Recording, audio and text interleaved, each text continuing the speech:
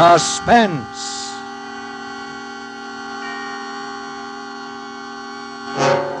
An hour of suspense. A full 60 minutes at this time with the distinguished actor-director, Mr. Robert Montgomery, as your host. Tonight, our star, Mr. John McIntyre. Our story, Donovan's Brain. A suspense play produced, edited, and directed by William Spear.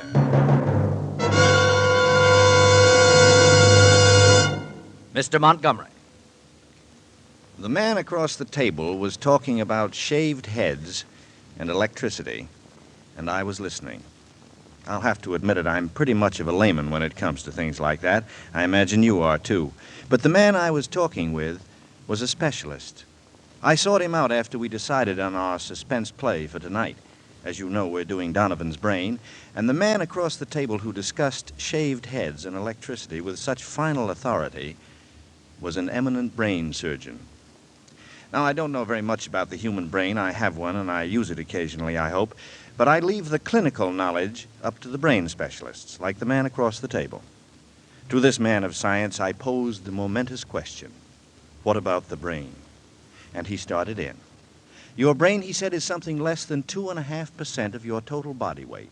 There's no relation between the weight of your brain and your intelligence. There's no relation between the size of your brain and your intelligence. So we threw out size and weight and talked about what you could tell about a person's intelligence simply by looking at his brain.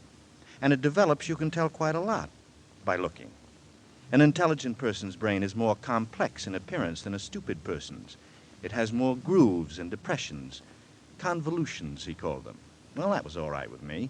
I was nodding my head in agreement when it occurred to me quite suddenly that this didn't mean very much, not really.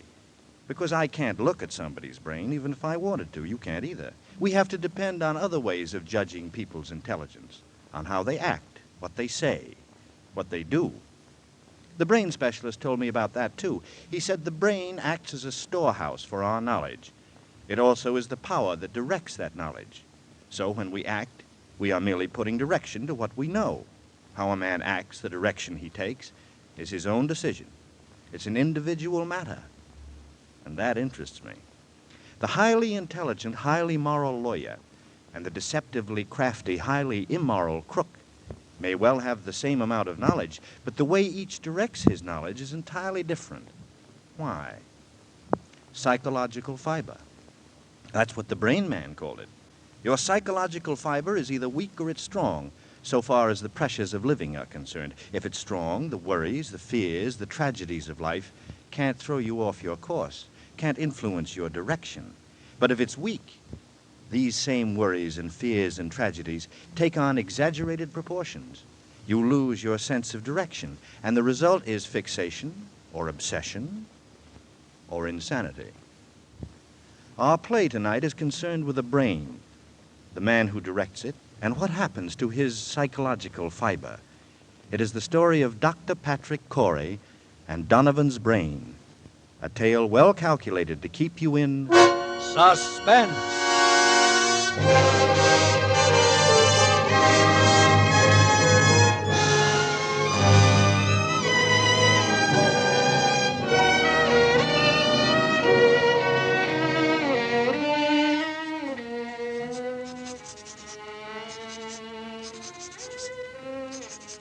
As I sit now outside my laboratory door, writing under the heading Experiment 87, this final entry in my casebook, I know that these are the last words I shall ever write upon this earth.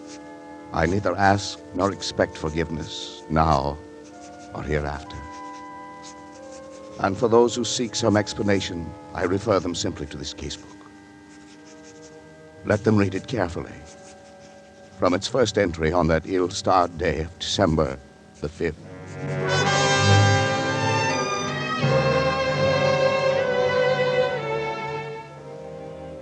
December 5th. Today I bought a small capuchin monkey from an organ grinder. The animal trembled with fear when I took it into my laboratory, and when I tried to pet it, it bit me. But I had to make it trust me completely.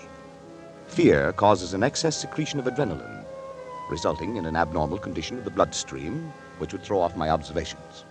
So, I fed it bananas and raw egg, and Finally, the creature laid its head against my shoulder. I stabbed it with a surgical lancet between the occipital bone and the first cervical vertebra. It died instantly.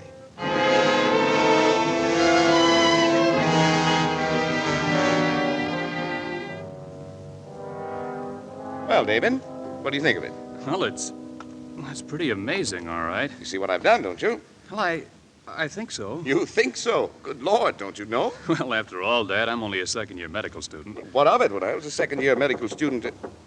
Who is it? It's me, Janice. Patrick, Dr. Schrott is here to see you. Oh, well, let him come in. Come in, Doctor. Thank you. Patrick didn't realize who it was. You know my son, David, of course. Oh, of course, of course. How are you, my boy? Fine, thanks, Doctor. Well, Patrick, hard at work as usual, I see. Patrick, you didn't eat the lunch I sent in to you. Or the breakfast either. I tried to get him to, Mother. Well, I've been terribly busy, Janice. Yeah, but you've got to eat, Dad. I know. What is it this time, Patrick? A brain. What? A brain, a monkey's brain.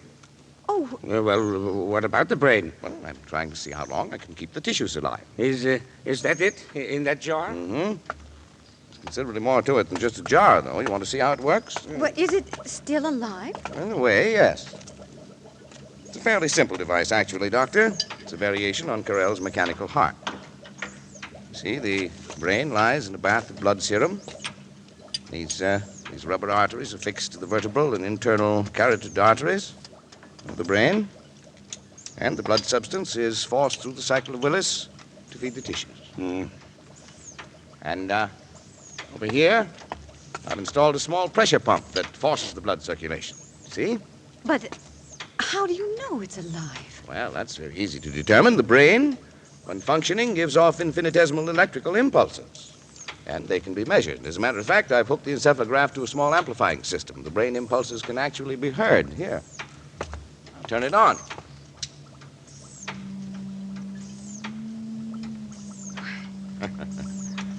Quite effective, isn't it?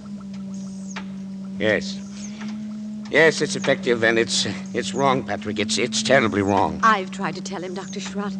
He's trying to discover things that no man should discover. It's warping his whole nature. He's in here night and day. We hardly even see him anymore. Mother's right in the way, Dad. You're killing yourself with these... Would you leave us, please, Janice? You too, David. Oh, Dad. If you please, David. All right. Come on, Mother.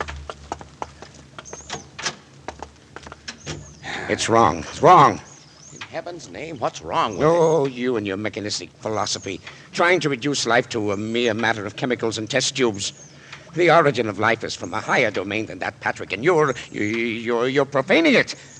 Your hands are shaky. Yeah. Did you have another hard night, Doctor?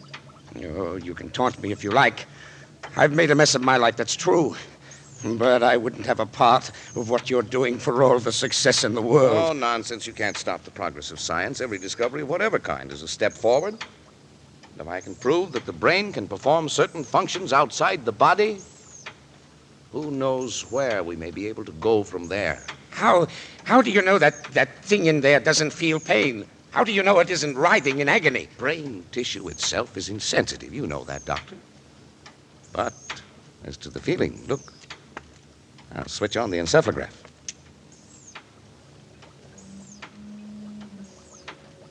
Notice the faintness of the amplified alpha rays? Notice the comparatively slow rate of pulsation? Now, notice what happens when I tap on the glass jar.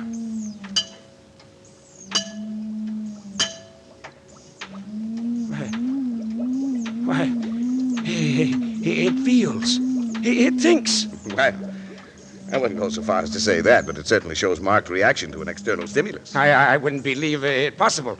Well, the trouble with you is, Schrott, you really don't believe in science. Yeah, well, have it your own way, Patrick. But when you can manufacture love and sympathy and kindness in a test tube, well, I'll be back.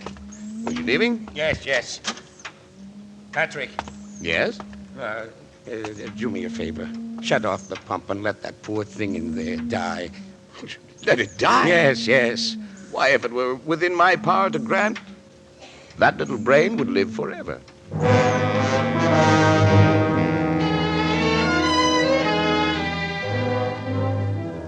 December 10th. I'm utterly exhausted from lack of sleep, but the events of the past 5 days have been of such tremendous importance that I must set them down while every last detail is still fresh in my mind. For I've had no time to make an entry in this record, since the day last week, it seems months ago now, when I had my first partial success with the brain of the capuchin monkey. At that time, however, it seemed that I was doomed to disappointment.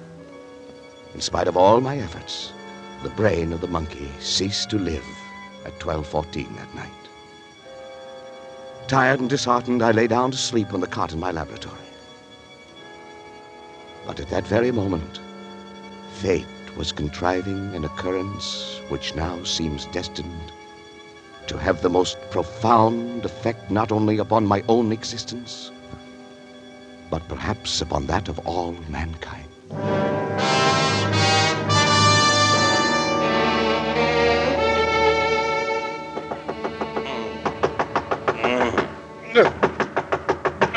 Hello?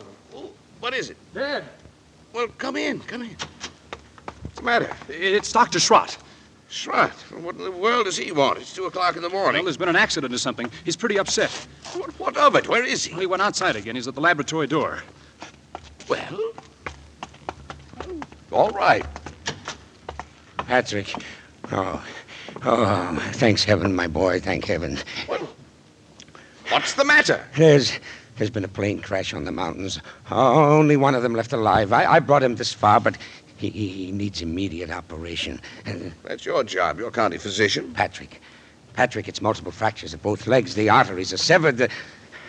The legs will have to be amputated. You're not in any shape to do the job. Well, that's not my fault. Take him to the Phoenix Hospital. I'm not going to take the responsibility. It's too far. We'd never get there in time. Now, Patrick, please, it may mean a man's life, and Yes, and your job as county physician, huh? I'm not thinking of that. But he's an important man. William H. Donovan. Donovan? The Wall Street Donovan? Yes. Oh, you've got to help me, Patrick. Well, what are his chances? About even if we hurry. Well, bring him in. Thank you, Patrick. Thank you, my boy. You better get some things on, David. You may have to help. Oh, sure, Dad. Oh, Dad, David. Thanks. David, Yes, Dad. don't say anything to your mother. I don't wish her to be disturbed. Oh, sure, I know. We'll use the laboratory table. Before you go, put the instruments to the sterilizer. And don't forget the Gili saw. Oh, right. Oh, but But what? I thought the Gili saw was only used For for brain surgery or not always? Now, hurry. They're bringing him in from the car. Now, Okay, hurry up. Dad. In here now, in here. Careful, please. Put him right there on that table, please. Yes, Doctor. Easy. Better get yourself a gown and gloves, Doctor. Right over there. You won't have time to scrub. Thanks, Patrick. Thanks. Well, bad, isn't it? Pulse rapid? Heart very faint? I wasn't sure we'd even make it to here. Oh, David. Oh, yes, Dad. Half cc of adrenaline, David. 1 to 1,000 intravenous. Right. You men can go now. Is there anything else? No, thank you. Patrick. don't I'd you rather think we were alone, if you don't mind. Good night, then, Dr. Schreiber. Good night, and thank you. Now, David. David, if you'll remove the blanket from his legs. That's it. You see? Fortunately, a forest ranger got to him right after the crash and had sense enough to put a tourniquet on each leg. But even so...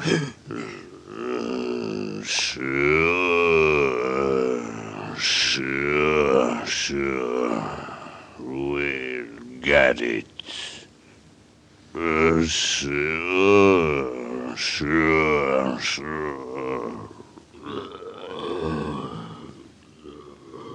What's that he's saying?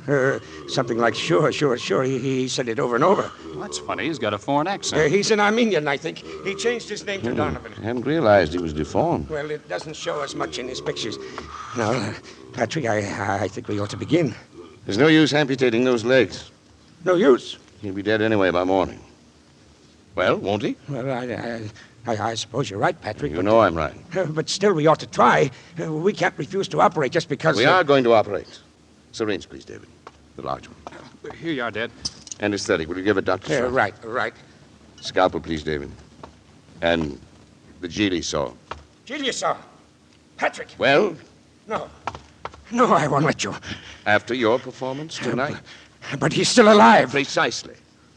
My mistake with the monkey was that he was dead.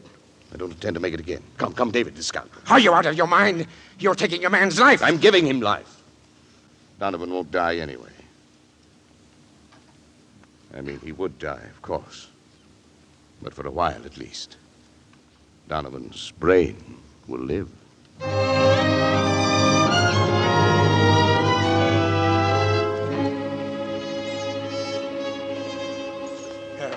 You better hurry. They'll be coming for the body pretty soon. You can go now, David. Well, I think I will, then. David, you understand, of course. Yes, I understand. Not a word to your mother or to anyone. I understand. Patrick, will the skull... I bandaged the whole cranium. It'll look like any head injury. I hope nobody gets any ideas about an autopsy. Oh, the coroner, you can stop that. You drive a hard bargain, don't you, Patrick? You better sign the death certificate before they get here. You know this is blackmail. Want a drink? You don't have to do that. I'll sign it. I'm sorry, but it was a chance that comes once in a lifetime. William Donovan has one of the greatest minds, has one of the greatest brains in the world today. And now you have it. It's madness, Patrick. You think I won't succeed? Succeed in what? Turn on the encephalograph.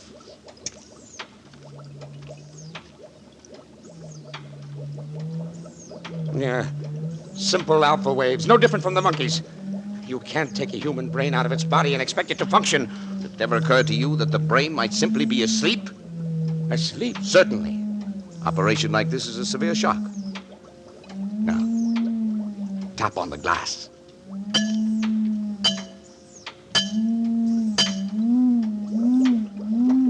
Good Lord, Patrick. Delta waves. It was asleep. You woke it up. It's actually conscious. Yes. There are 3 of us conducting this experiment now, Shroud. You and me and William Horace Donovan.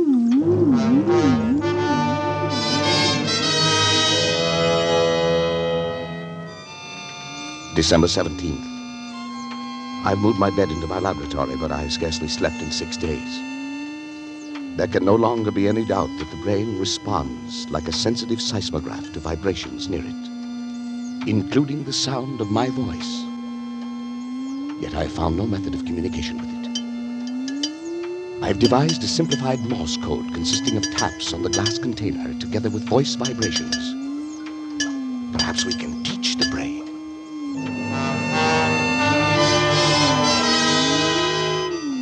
December 22nd. Schrott has come to stay with me, half out of the feeling that he shares with me a common guilt, half out of scientific curiosity. But I have scarcely seen him, and both David and Janice have been avoiding me. Not that I really care. I have been tapping out my code on the side of the brain's container endlessly, day and night, over and over 1,000 times, so that a baby could learn it if the brain can learn. I sleep only when the brain itself falls into exhausted slumber. When it wakes again, I resume my tapping.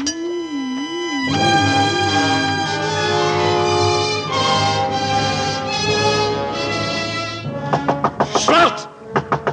Shrout! Wake up! Yes, Patrick. Get up! Hurry! Well, what's the matter? Is something the matter? Come, I want you to see something. Oh, Patrick, you look like a Hurry. ghost. Where are we going? Back to the laboratory. I can't believe it myself. I may have been dreaming. Delirious. What happened? Come on. You hear that? The delta waves. Yeah, it seems disturbed. You've got to check my observations for me. If my reasoning is wrong, tell me. I can't be sure of anything anymore. Yes, Patrick, yes. Now listen carefully, Doctor. You know I've been trying to communicate with the brain in code. Now, if I were able to cause a distinctive pattern of the brain's delta waves by a specific command in code, if the brain responded with the same pattern of sound each time I issued the command, it would prove that I had succeeded in communicating with the brain, wouldn't it? Yes, Patrick, yes, I think it would. Now, listen.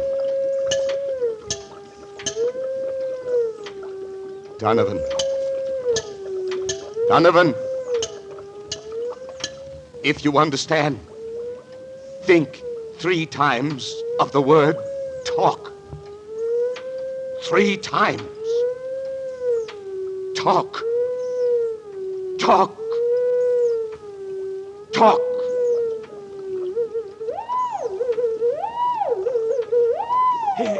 It answered. It spoke. Quiet yourself, just as I did the same word 3 times. Donovan, talk. Talk. Talk.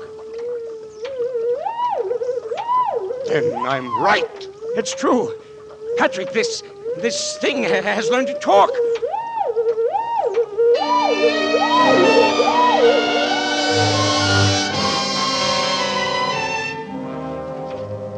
December 23rd. Schrott's romanticizing, of course. The delta pattern is so infinitely complex that it would be utterly impossible ever to break it down into specific words. Yet that it understands me, that it's trying to communicate with me, is certain. Schrott suggests mental telepathy, that I try to make my mind a blank, as the mediums call it, while at the same time increasing the energy content in the plasma that feeds the brain in the hope of stepping up the brain's electrical potential, as one would step up the power of a radio station. But naturally, telepathy is nonsense. But the feeding theory intrigues me. I shall try it.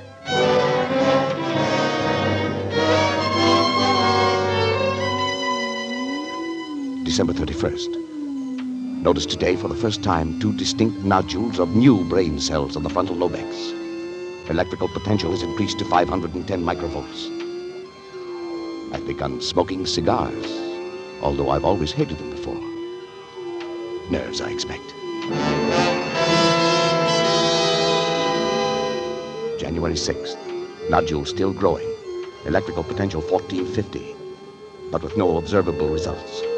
Have lately felt a compelling urge to know more of Donovan's life, and have collected every available scrap of information about him. Strange man, ruthless, actually evil in many ways, but nonetheless an extraordinarily brilliant mind.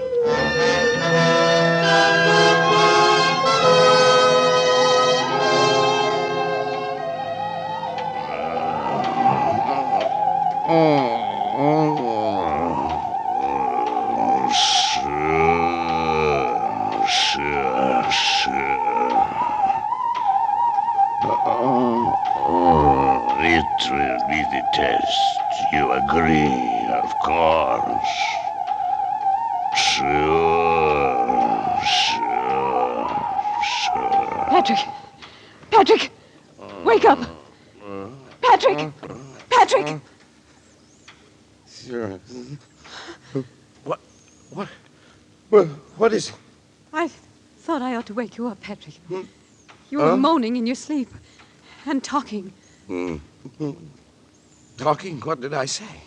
I'm not sure, but your voice was so strange that... Janice, what's the matter? Oh, that's nothing. I was dreaming, that's all. Janice woke me up. Patrick, let me see your hand. No, the other one. Well, what about it? You're not left-handed, are you? I know. Then why have you got ink on the fingers of your left hand? I don't know. Well, were you writing anything tonight? No. Why, you must have been, Patrick. Here it is, right here on your desk. Nonsense. Wait. Let me see it. Well, you've been writing his name. William H. Donovan. Schrott! That's not my handwriting. It's... What? Well, don't you see what it means? The brain has communicated with me. Patrick, you don't mean... Look here. Look at this magazine article. Here's a reproduction of his signature. And he was left-handed, too. It says so here. It is. It's exactly the same. What a fool I've been. Look at this picture. Smoking a cigar with his left hand. I wondered why I'd suddenly started smoking cigars. And the same brand, too. Janice, try to remember what you heard me saying just before you woke me tonight. Now think. Patrick, I can't believe... Think, Janice. All I heard was something like, sure. Sure, of course. Don't you remember, Schrott? He said it that night. It was the only thing we ever heard him say. It was an expression of his. It tells about it in one of the articles, too. It wasn't your voice, Patrick. You see? You were right, Schrott. The brain has grown. And it's strong enough to influence not only the higher functions of the frontal lobe, but the speech centers, the motor centers of another brain. Patrick, if this is true, then your experiment has been successful. It's ended. Ended? Why, it's only begun. Patrick! Don't you see what this means? Patrick, listen to me. What, Janice? What? You've got to stop. Stop! I can't stand it any longer. Can't you see where it's led you? When you cut yourself off from your family, when you neglected your health and began having fits of temper and were like someone I hardly recognize as the man I married. All that I tried to understand. But don't you see what you've done? You're a murderer, Patrick. A murderer! Janice! David told me the whole thing. The poor boy's half insane himself from worry. Insane? What do you mean by that? What I say. You killed Donovan. Maybe he wouldn't have lived anyway. But you killed him. And now this thing has gained such power over your mind that it can make you do things you don't even know about. Oh. For all you know, it could make you do anything. Anything. You've got to choose, Patrick. Janice, please. I suppose you're right, but I'm utterly exhausted. I can't even think anymore. You've got to think. Give me until tomorrow. Let me sleep, and then tomorrow I'll do something, I promise you. All right, Patrick. But if you don't do something, if you don't destroy that thing, I will! Listen! Oh, I hate it! Janice, it's almost as though it had heard you and were raging at you.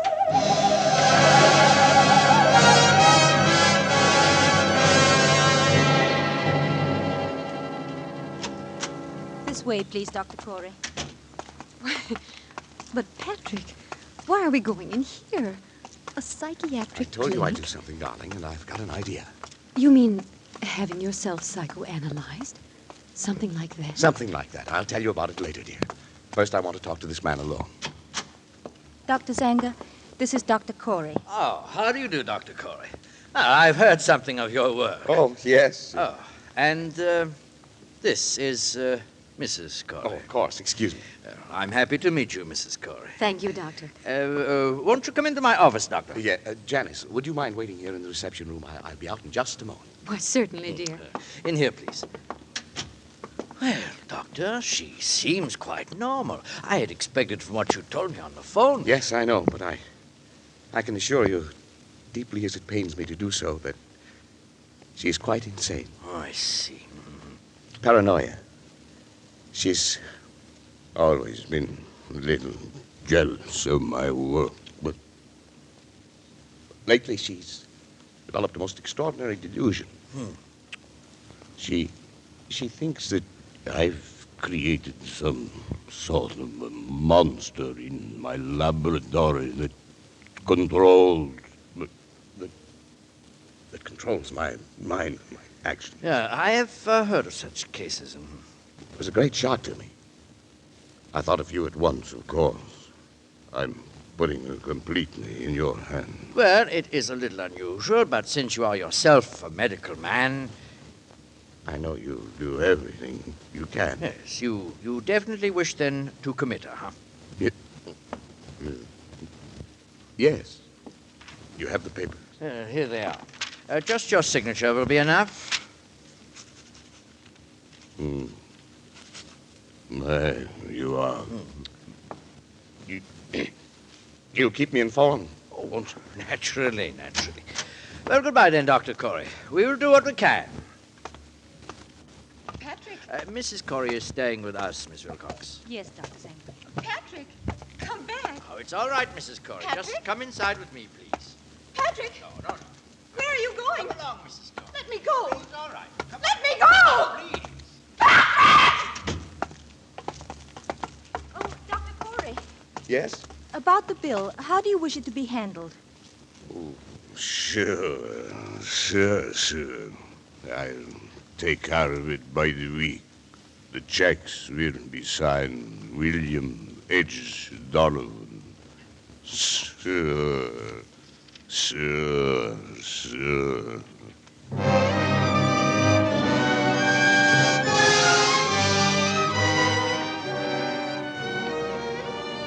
January 15th. It's nearly a week now since Janice went away. I cannot understand how she could have left me just when I needed her most. When I tried to question Schrott or David about her, they only look at me strangely and change the subject. Clearly, they too are in on the conspiracy. Sometimes it seems the only person I can trust is Donovan, the brain. It communicates with me more freely now each day. I know it has some great plan in mind for me, for both of us. And I'm waiting, patiently waiting.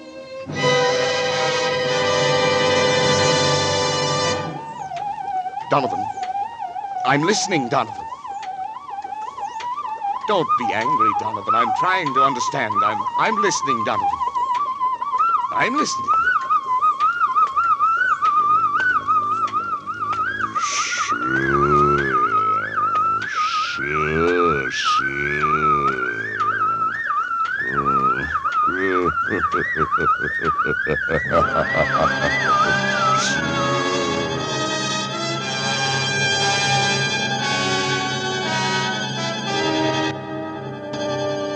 In tonight's full hour of suspense, Mr. John McIntyre appears as Dr. Patrick Corey in William Spears' production of Donovan's Brain. Tonight's study in suspense.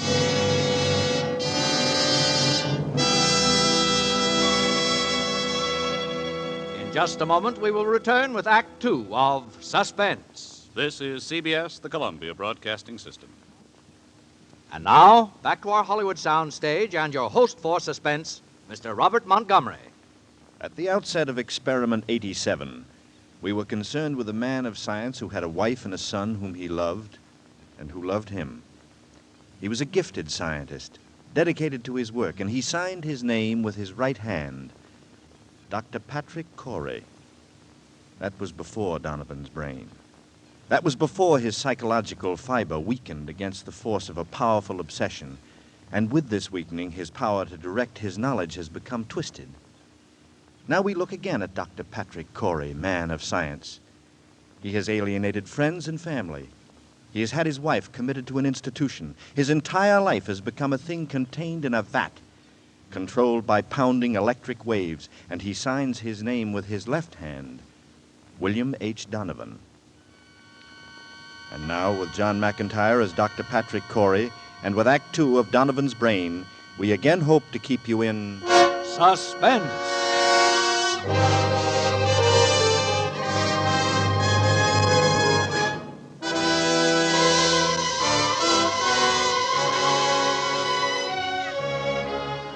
January 16th. It is now 6 weeks, exactly 42 days. For 6 weeks, by artificial means alone, I have kept alive a human brain, completely detached from the body, floating in the bath of serum, nourished by a synthetic blood plasma fed through its arteries by an electric pump. It has remained alive. Not only alive, but I have succeeded in communicating with it. For I have even induced new growth of brain cells and so tremendously increased its mental faculties that by sheer brain power alone it is actually able to communicate its thoughts to me. And each day, my communion with that living, pulsing mass of gray matter that was the brain of William Donovan becomes stronger and stronger. Even now I sense it striving to reveal some plan to me. Something so truly world-shaking in its implications that only such an organism developed to a point thousands of years ahead of its time could ever have conceived it. So far I sense this only. But soon I shall know. Indeed, I shall be a partner in its execution. What a fool I was ever to have considered for a moment my wife's demands that I end the experiment. It's because I refused, of course, that Janice left me a week ago without so much as a word of explanation of farewell. Even my son David and my assistant Schrott are privy to this conspiracy to thwart me. For when I asked about Janice, they pretended to know nothing, or seek to avoid my questions. But the brain will live. I can hear it now. Its delta waves, quite audible over the amplifying system I've arranged for it, almost as though it were calling to me, trying to speak to me. Yes, the brain will live. Donovan. Donovan, what is it? What are you trying to tell me? Go on, Donovan, go on. I'm listening. Go on. Who is it? It's me, Patrick, and David. What do you want? We want to talk to you, Dad. I have no time to talk. I'm busy. Please open the door, Patrick. It's important. Go away. I tell you I'm busy. Please, Dad. Can't you leave me alone? But... All right, all right. Thanks. Now, what is it? Patrick, won't you come into the study with us for a few minutes? Whatever you got to say, you can say right here. You know I can't leave the laboratory. Dad, it's only that we wanted to talk to you in private. Don't tell me that you're afraid of this poor mass of brain cells. No, it's not that, Dad. Never mind, David. At least turn that thing off then, will you, Patrick? What difference would that make? It could still hear, couldn't it? All right, well, what is it? It's about Mother. Oh. So she put you up to this, did she? I thought the truth would come out sometime. Dad, listen. She tried to stop this experiment from the beginning. She thought she could blackmail into quitting by leaving me. And she still does, and now she's using you as a go-between. Patrick, please, listen to me. I've heard enough. We haven't heard a word from Janice. We don't know where she is. That's what we came in to talk about. Oh, have you? Well, how should I know where she is? Because you were the last person seen with her, Dad.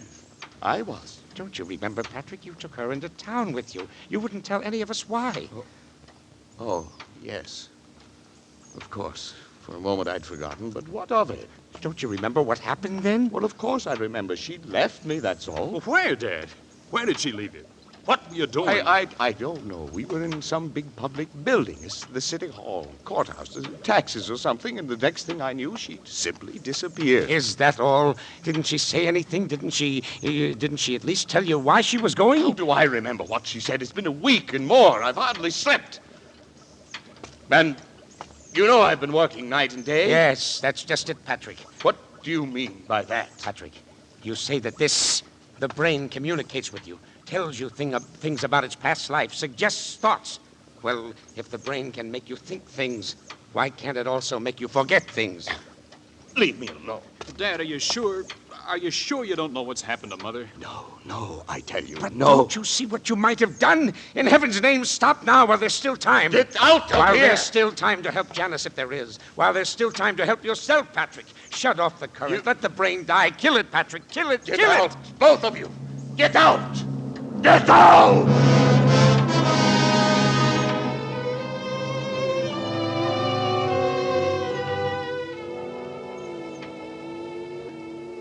The brain continues to convince more and more easily, but nothing further on what I have come to think of as the plan.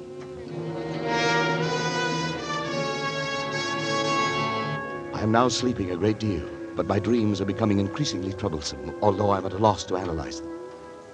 Most frequent is a sort of vast cosmic ballet, presided over by the colossal figure of a young man whom I seem to recognize, and yet I never see his face. It is as though the entire population of the earth were moving past him in review at his command.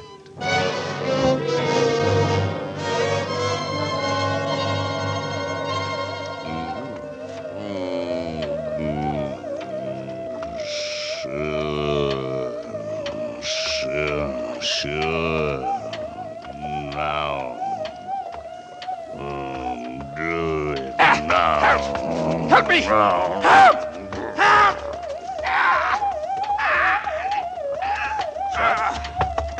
Shrot? Dad, let go! David! I had to, Dad. Well, never mind now. Here. Help me with Shrot. He's faint. No, David, don't let him touch me. David, Don't let him touch me. It's all right now. Here. Here's a glass of water. Well, what's the matter? You're trembling all over. I can't. What are you looking at me that way for? You look frightened half to death. Dad. Well, what happened here anyway? I came in and found you on the floor with your hands around your own throat. If it hadn't been for me, what? Why's your luggage all packed? I was going to leave. Leave? In the middle of the night? Why? Because The fuse box. It's been opened. It was you, Shrot. You were going to shut off the current. You were going to kill that brain. Patrick, you tried to strangle me. What? It's true, Dad. That's why I had to slap you. But that's absurd. I came in here and I found Shrot with his hands around his own throat. He was strangling himself. Dad, please think a minute. Nobody can strangle himself. Look at these marks on my throat. You think I could have done that? No, it's not possible. And yet... It's true, Patrick, true, that I tried to shut off the current. I was afraid for you. But as I opened the fuse box, I heard the delta waves in the laboratory suddenly become stronger and louder than they'd ever been before. And then... And then I Yes, yes. Then the brain. You even spoke in Donovan's voice, Patrick. His voice? Yes, that recurring phrase of his, sure, sure, sure, in his very tones, his very accent. You've created a monster, Patrick. It has the power to make me commit murder. Patrick, what about Janice? Shot, you don't think I couldn't have done a thing like that? You couldn't have done what you did tonight if you'd been yourself? No. Even a hypnotist can't force a man to... Don't worry about it now, Patrick. It's probably all right. We'll try to find it tomorrow. We'll do everything we can, but first... Dad, don't you see? Dr. Schrott was right. You've got to destroy... well... Maybe then I could remember it, yes. The brain must die. Pull the switch in the fuse box. It will only be a matter of seconds then. Yes. But... You've got to, Patrick. Schrott! David! Help me, I can't move. Come to me. Pull the switch. Hurry, Schrott! David, go on! You too. It's paralyzed us, Patrick. The brain won't let itself be killed. Then it has the power to live on, to command us as long as we live, to make us do anything it wants, to kill, murder. Dad, what are we gonna do? Listen, The brain! It's laughing.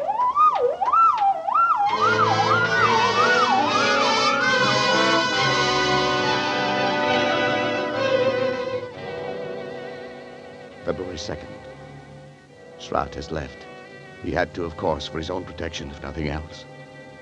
Before he left, I swore him to eternal secrecy. And he's going to try to find Janice. The very thought that any harm might have come to her through me is enough to drive me almost mad.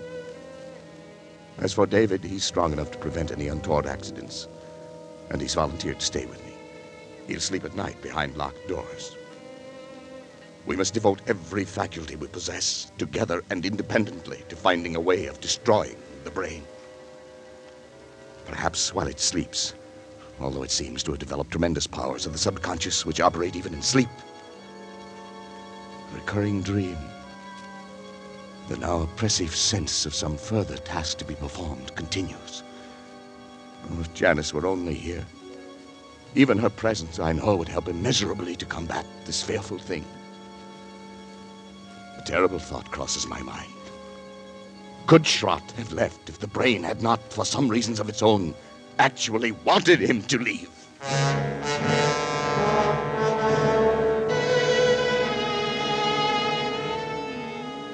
February 6th. My thoughts are less and less my own. The dream of the young giant bestriding the earth, the figure without a face, pursues me now, even in my waking hours. Increasingly, I seem to live in a world of evil fantasy, peopled and controlled by the mind of William Donovan.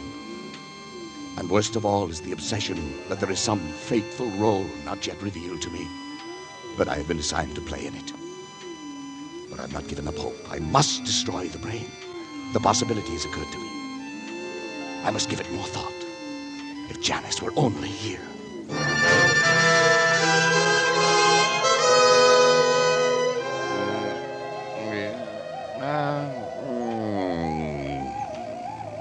Sure.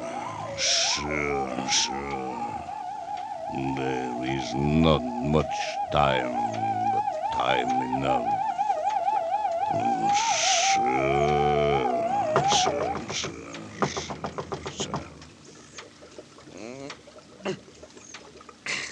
Hello? Who is it? Patrick. Janice! Janice! Hello, Patrick. Oh, Janice, my darling. How are you, Patrick? Why, well enough. But Janice, where have you been?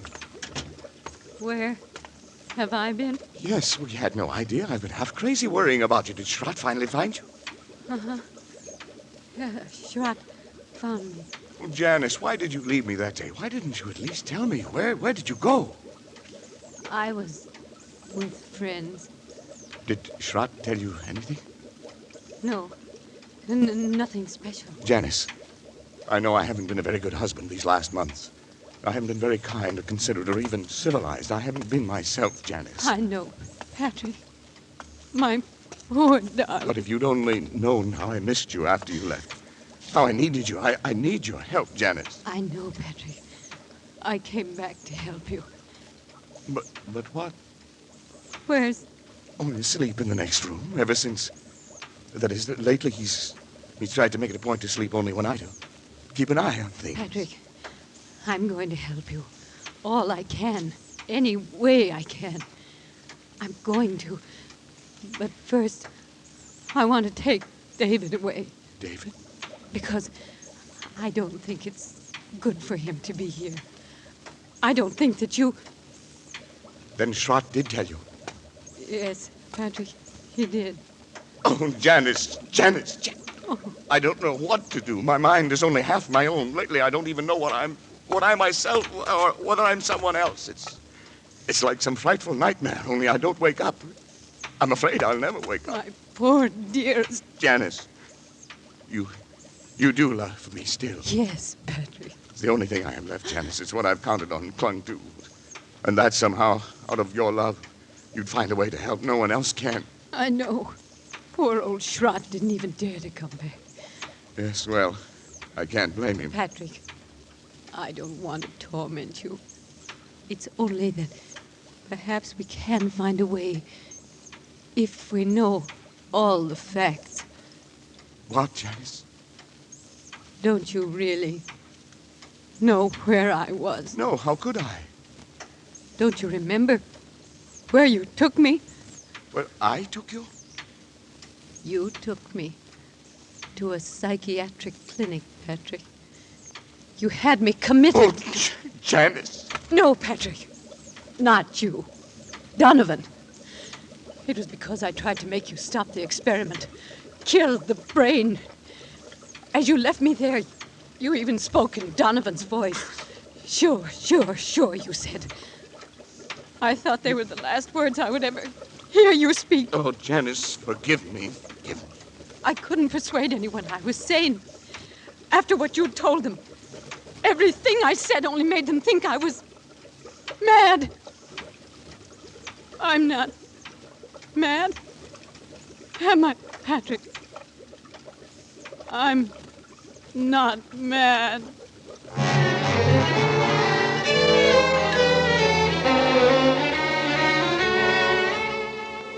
Janice will be gone for some 3 hours. I have sent her into town for Dr. Zanger, the psychiatrist. Maybe he can help. But now I'm overcome with the thought of the humiliation I shall have to suffer when other medical men become aware of the position I'm in. It'll be the end of my career, my reputation, all my hopes. It's folly to think that Zanger would keep it to himself. Indeed, he would have no right to. I can bear it if I must. But another way, a possibility came to me yesterday, and I've been thinking it over. There's no harm in trying it in any event.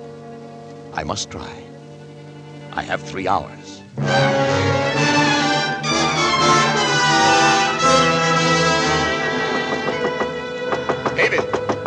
David! Yes, Dad? David, what's your blood type, do you know? Oh, as a matter of fact, I don't think I do. Why? Well, no matter. We can easily find out. David, I think at last I know a way. To kill the brain? Yes, it's simple. Perfectly natural, and yet 9 chances out of 10 it's something Donovan would never have known about. I do it myself, but unfortunately my blood type is the same as his. Oh, a transfusion? Of course. I have to replenish the blood substance periodically anyhow. It's about time to do it again. I've always used my own because it was the same type as his, but if yours is a different type, the right type. You mean the wrong type? Yes. Given the wrong type, the brain will die. Yes. It sounds possible. I'm sure of it. I know it. Oh, but suppose the brain knows. It knows other things. I thought of that. It's a chance we'll have to take.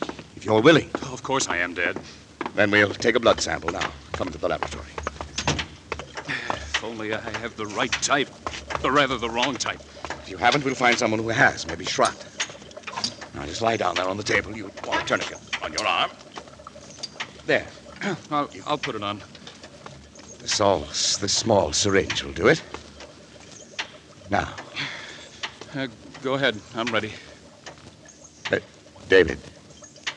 Don't watch me. It'll be easier if you don't, for me. Well, that's a funny one. Coming from you. Well, doctors are never quite as steady with members of their own family, you know. Ready? Sure. There we are. You all right? Yeah. I'm all right. Be through in just a second. You getting it all right? Yes, just a second now. Dad, I'm sleepy. It'll be over it in a moment. But what's the matter? Why am I so sleepy? You'll be all right. Sleepy. So sleepy. Sure. That is what anesthetic is for, to make you sleep.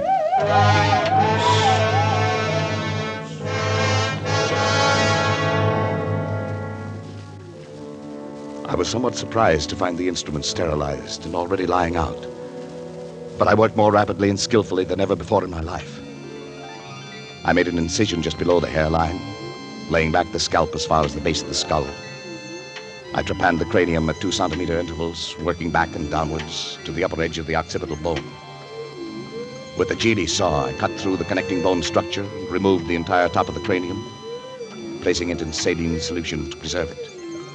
I made a semicircular incision in the dura mater, laying it to one side, exposing the brain. As I dissected out the facial, auditory, and pneumogastric nerves to free the medulla oblongata, I became conscious of an insistent clamoring, something like a mounting hysteria in the distant reaches of my mind, almost as strong as the irresistible compulsion that drove me on. But my hand did not falter. With a sure stroke, I severed the spinal cord just below the first cervical nerve.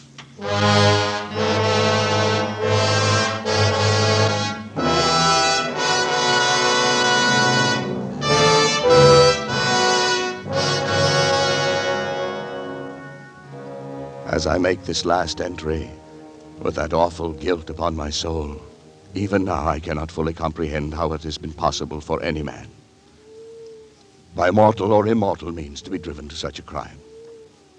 Even the divinity himself did not demand of Abraham that final sacrifice of expiation, when he, with his only begotten son, ascended the Mount of Olives. Perhaps Schrott is right. Perhaps there is indeed in man some spark of the divine that will elude our test tubes and our laboratories until the end of time. Perhaps that is the one thing that even Donovan did not foresee. I only know that at the instant my son died under my own hand, I was set free. At that instant, I saw and understood for the first time that monstrous plan born in the brain of William Donovan, of which I was to be the instrument. It was the plan I had glimpsed but never grasped in the recurring dream. Donovan did aspire to the domination of the world. And with those tremendous mental faculties that I myself had given him, it was literally within his power to become the absolute ruler of all mankind. Only one thing was lacking: a body. A young, strong body into which those ever-growing brain cells could graft and affix themselves and live on, perhaps, for centuries. He chose the body of my son. And now at last, too late, I'm free to destroy this foul thing of my creation. I know it as surely as I know that my own life must be the forfeit. The brain also knows. I can hear the disturbed, erratic oscillations of the delta waves coming through the laboratory door. But there's no room left in me now for fear. I shall take the 6 steps from the desk where I am writing across to the laboratory door. How often I have taken them in happier times. I shall open the door, close it behind me for the last time, and write finis to the mortal life of Patrick Arthur Corey and the brain of William Horace Donovan. May others learn from the record I leave here the lesson I have learned so bitterly and profit by them. And for the things I have done, may God have mercy on my soul.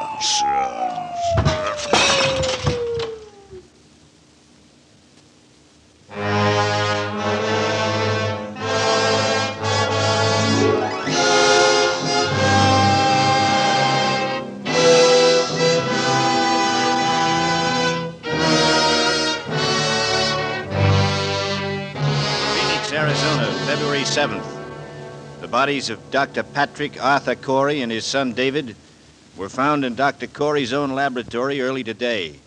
Young Corey had apparently died on the operating table as a result of a delicate brain operation performed by his father. In the case of Dr. Corey, there was nothing to indicate the cause of death. But medical authorities who viewed the body, including the famous Dr. Gustav Zanger, gave us their opinions that he might have died of a shock as the result of the unsuccessful operation on his son. A curious feature of the case was the fact that numerous pieces of tissue, identified as being from a human brain, were found scattered about the laboratory floor, while a larger section of brain was found in the midst of an elaborate apparatus, evidently part of a scientific experiment. Medical authorities stated, however, that they were unable to explain the nature of the apparatus and that the brain itself was in such a state of decomposition as to indicate that it had been dead and slowly decaying for at least 2 months. Dr. Corey is survived by his wife, Janice. She was committed to the county asylum for the insane late this afternoon. Burial of Dr. Corey and his son will be at the Mount of Olives Cemetery.